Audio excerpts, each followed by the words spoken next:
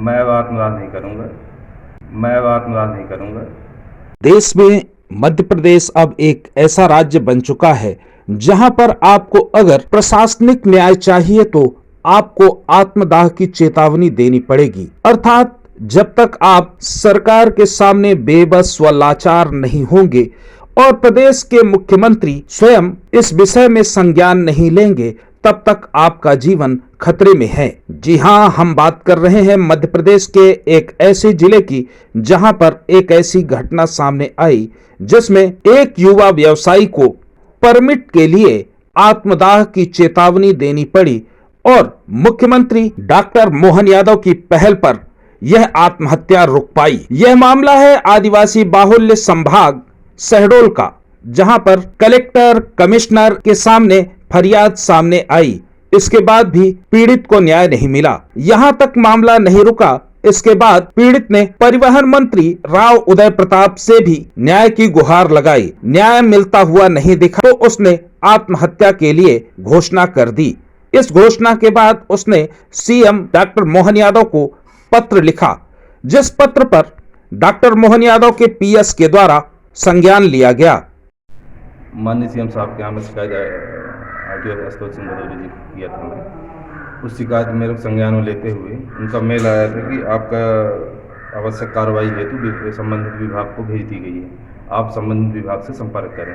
मेरे द्वारा परसों रात में भोपाल गया था, तो माननीय प्रमुख सचिव महोदय से मुलाकात हुई, जिन्होंने आश्वासन दिया कि आपकी जो शिकायत है उसमें कार्रवाई कराई जाएगी।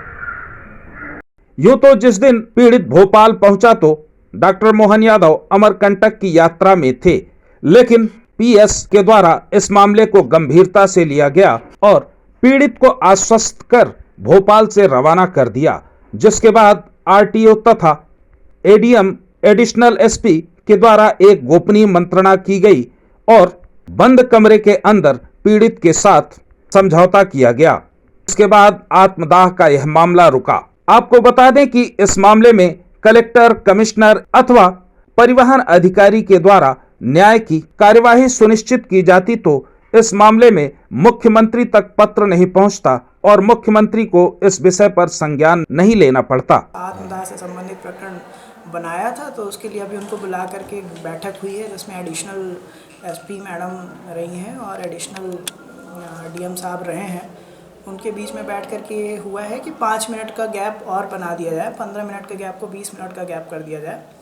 इसके अलावा उनकी एक आध और समस्या थी। उनका ये कहना था कि 1 या 2 उनके कुछ आवेदन पेंडिंग पड़े हुए हैं ऑफिस में, उनको आज तक नहीं सुना गया है, तो उसको भी उन्हें आश्वासन दिया है। आपकी जायज़ मांगे जो आवेदन है उसका निराकरण कर देंगे। मेरे कुछ परमिट लगे हुए थे, उस परमिट में उसकी नकल और सुनवाई के लिए मैंने आवेदन दिया था और कुछ आरटीओ साहब मेरे से व्यक्ति विशेष नाराज थे। प्रदेश में कानून व्यवस्था तथा न्याय की व्यवस्था इतनी लचर है कि कलेक्टर, कमिश्नर और एडीजीपी जैसे महत्वपूर्ण पदों में रहने के बाद भी आम जनता को न्याय के लिए मुख्यमंत्री तक पहुंचना पड़ता है और उन्हें आत्महत्या के लिए प्रेरित होना पड़ता है। ऐसे में सवाल यह उठता है कि क्या आम आदमी को अब अपनी बात पहुंचाने के लिए आत्महत्या की कोशिश करनी पड़ेगी अथवा आत्महत्या के बाद ही प्रशासन जागेगा, या कि मुख्यमंत्री के द्वारा ही निरंतर हर मामले में हस्तक्षेप किया जाएगा, तभी आम जनता को न्याय मिलेगा। डेस्क रिपोर्ट, सत्य जागरण।